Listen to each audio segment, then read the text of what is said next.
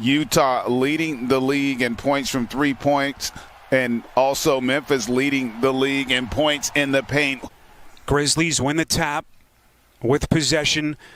How do they begin? Up top! Exactly the kind of start they were looking for. Jackson with the flush. A lot of what could have been had he been in that lineup, as Valanciunas misses on the triple last season, injury riddled, and he has been so good for them in providing balance on that starting five. And I like that attack early in the shot clock, not allowing Gobert to have as much of an impact in the paint.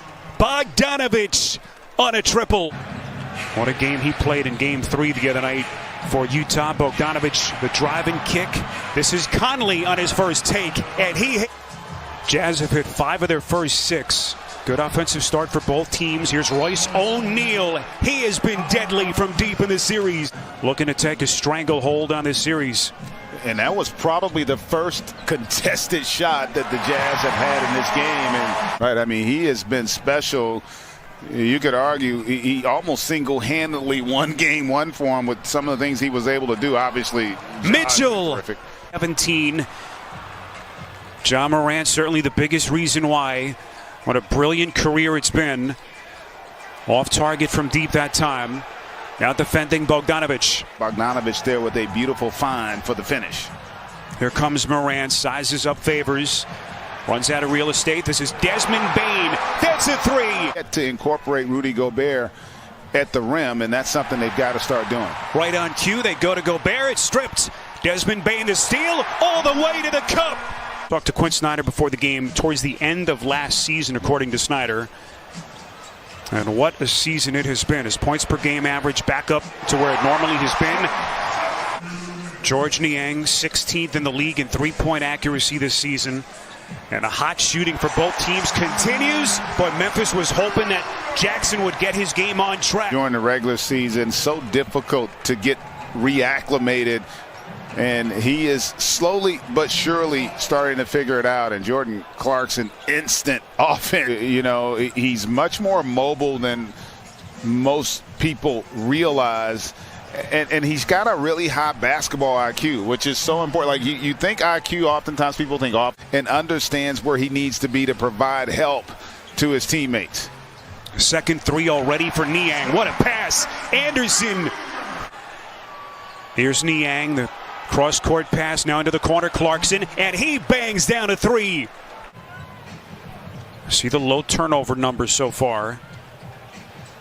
Brooks in midair, taken on contact, puts it down for Memphis. With a play in that play-in game for the 8th spot last year, so they started to lay the foundation.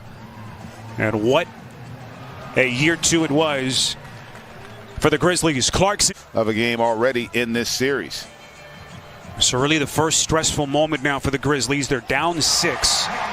And Ja Morant. And another good job defensively. The offense starting to get a little stagnant for Utah. Ball movement not nearly as crisp, nor is the spacing. Allen on a triple. GA on Anthony Davis and that groin injury. That is going to be huge and just a pivotal. How about that, Valanciunas? And Utah, again, a little sloppy with the basketball, a little careless at times, and starting to get away, even though Clarkson scores there. Good look at it, not that time. As we come up on the 3-minute mark, O'Neal as Morant unable to answer. So Utah is 8 of 15 from deep.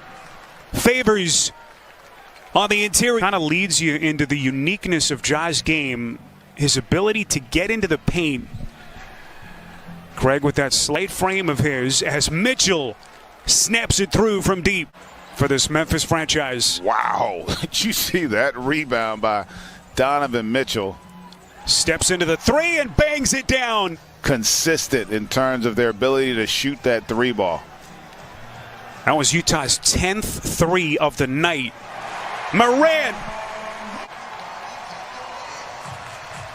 3-second difference, shot to game clock. Here comes Morant, elevates over Gobert and hits. What do the Grizzlies have to do here aside from stopping that pick and roll? Well, we talked about pick and roll. 10 made threes as well. I don't think you win this game if they make that. They've got to figure out a way to have more of an impact on that three-point shooting of the Jazz. Here's Gobert. He's been quiet offensively tonight. It was just lights out. They had that 22-2 stretch through January and February. And that's one of those where Gobert didn't get the block, but he alters the shot. Great point. He sped up Morant on that finish opportunity. Beautiful pass. Bogdanović dropping a dime. I'm thinking that they probably made that a point of emphasis to Quinn Snyder and his coaching staff to, like, let's put more pressure on them at the. Again, a Memphis team that has prided itself on its defense all season. Trying to come back. Morant. It's a perfect marriage. And, you know, what he's talking about, and great defense there by Valanciunas. Morant dropping a dime to Anderson. Utah's lead down to 1.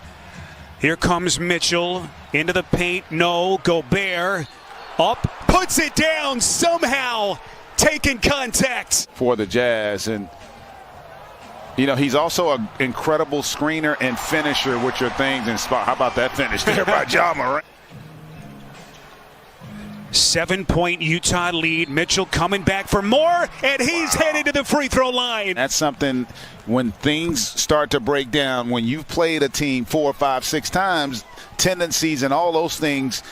Big basket for Memphis, Grayson Allen. Then the Utah turnover. Here comes Morant, full head of steam to the cup, puts it down. And what's right, and it's the right call, unfortunately, for Memphis. See that run by Utah. Mitchell with 10 of his 24 in the quarter. Jordan Clarkson, which is no easy task, and another turnover. Morant the steal, so Brooks stays in the game and puts it down with 2. And Melton capable of knocking that down, but probably could have gotten a much better opportunity on that possession. Clarkson again. Here comes Morant into the teeth of the defense, can't put it down. Flicks it right back up. He misses again. Jackson. Hard put back. Well, again, that Utah ball movement. Ingles to Clarkson. Side pocket 3. Jackson on a 3. No. Jaren Jackson is now 2 of 8 from deep. This is Clarkson. That's a 3. They give up a 3, but it's a contested 3 off the dribble, and that's what you want to see more of on their end. And this is what they need more. Shots. That's a 3. Huge part of the game, and I'm a big believer in them. But I do think with the evolution of the game, defense now is played more so out on the perimeter. Utah holding on to this 10-point lead. Melton launches from 3 and hits.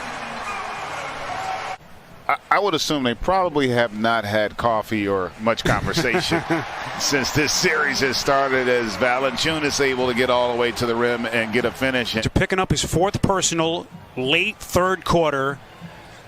Has been under control. And DeAnthony Melton, how big has he been down the stretch? Mitchell. Melton wants to push. That's a 3. Splash! Ball movement by Utah, not allowing the defense to load to the ball. Conley, that's a 3. So that was a heck of a job by Mike Conley, stopping a transition opportunity with his defense there. There's Melton. Follows his own miss. And have good execution offensively. Mike Conley, the longtime Grizzly who has been sensational in this series, bangs down a 3. No good. Offensive rebound, O'Neal. Back to Bogdanović, another 3. Got it. Surrounding them with players who fit and complement who they are. And I tell you what a compliment to this Utah Jazz team, going on the road, hostile environment, and winning 2 tough physical games to take a 3-1 lead.